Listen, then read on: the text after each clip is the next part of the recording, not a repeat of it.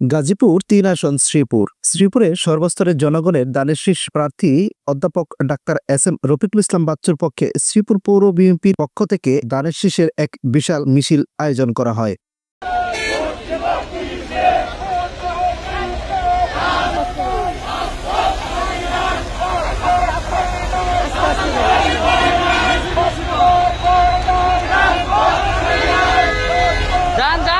November বিকেল ৪টার দিকে এই বিশাল মিছিলটি পল্লী বিদ্যুৎ মোড় হতে শুরু হয়ে মাওনা চৌরাস্তা উড়াল সেতুর নিচে এসে শেষ হয়। এই মিছিলটিতে শ্রীপুর উপজেলা বিএনপির সর্বস্তরের নেতাকর্মী অংশগ্রহণ করে।